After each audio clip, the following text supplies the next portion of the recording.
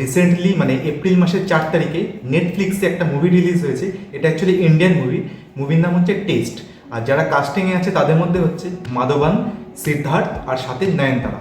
মুভির যেটা story plot, যেটা আমরা অলরেডি ট্রেলারে দেখে যেটা বুঝতে পেরেছিলাম, মুভি হচ্ছে একটা ক্রিকেট ম্যাচের উপর দিয়ে, মানে test cricket match, international, India versus Pakistan. আর এইখানেই যে সিদ্ধার্থের যে ক্যারেক্টার তার নাম হচ্ছে অর্জুন, আর সে একজন ক্রিকেটার। আর মাধবানের যে ক্যারেক্টার তার নাম হচ্ছে সারা, সে একজন সায়েন্টিস্ট। আর নয়নতারা হচ্ছে মাধবানের ওয়াইফের রোলটা করেছে, আর তার নাম হচ্ছে কুমুদা। এই মুভির জন্য সেরকম কিছু প্রমোশন হয়নি, বাট আমি যখন ট্রেলার দেখি, তো ট্রেলার দেখে আমার একটু ভালো লেগেছিল। আর আমি স্পেশালি মুভিটা দেখি হচ্ছে মাধবানের জন্য। তো ফ্র্যাঙ্কলি বলতে মুভিটা পুরো দেখলাম, দেখার পরে আমার ঠিক অতটা ভালো লাগেনি। তো আমি অ্যাকচুয়ালি কোনো কিছু এক্সপেকটেশনসও সেরকম রাখিনি। হ্যাঁ, তবে মাধবানের জন্য যেটা বললাম, মাধবানের জন্যই পুরো মুভিটা দেখা। মুভিটা টোটাল 2.5 ঘন্টার মুভি। তো আমার কখন মানে পুরো দেখতে দেখতে আমার মুভিটা মনে হয়েছিল যে এটা মানে অনেকটা লং প্রসেসে যাচ্ছে। মানে আমি মাঝে মধ্যে পজ করেও আমি দেখছিলাম যে কখন মুভিটা শেষ হবে, মানে এতটাই আমার ঠিক বোরিং লাগছিল। তবে হ্যাঁ, মুভি যেটা শুরু যখন হয়, প্রথম আধ ঘন্টা তোমাকে একটু মানে স্টোরিতে একটু এঙ্গেজ করে রাখবে। পরে স্টোরি বিল্ড হতে এতটা সময় নিয়ে নেয়, যেখানে মানে কিছু টুইস্ট সেখানে দেয় ঠিকই, বাট সেই টুইস্টগুলো সেখানে কোনো কাজ মানে সেরকমভাবে কোনো ইমপ্লিমেন্ট করতে পারে না। যদিও যে ডাইরেক্টর সে ঠিকভাবে ডাইরেকশন দেওয়ার চেষ্টা করেছে, বাট যেরকমভাবে গল্পটা লেখা হয়েছে, মানে গল্পটা অ্যাকচুয়ালি ভালো গল্প, বাট যেইভাবে লেখা হয়েছে ঠিক সেরকম আমরা মানে সেরকম ইমপ্লিমেন্ট আমরা দেখতে পাই না এই মুভিটার মাধ্যমে।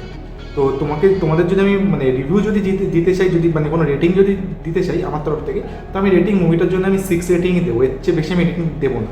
তবে হ্যাঁ, এই মুভিতে মাধবানের যেই মানে যেরকম অ্যাক্টিং স্কিল বা যেরকম ডায়লগ ডেলিভারি, যেরকম এক্সপ্রেশন দিয়েছে, সেটা তুখর, মানে সেটা জাস্ট দেখবার মতো। আমি শুধুমাত্র ওই মানে সেই কারণেই আমি পুরো মুভিটা দেখা। আর মুভিটা এতটাই স্লো করেছে। আর কিছু গান আছে, তবে হ্যাঁ, গানগুলো মানে এমন না যে তোমাকে বোর করবে। ওটা গানে মানে প্রতিটা সিনের সাথে একটা দুটো গান আছে, যদিও প্রতিটা সিনের সাথে গানগুলো সেটা ব্লেন্ড করে যাবে, তো সেখানে কিছু বোর লাগবে না। বাট স্টোরিটা এতটাই বেশি লম্বা স্টোরি।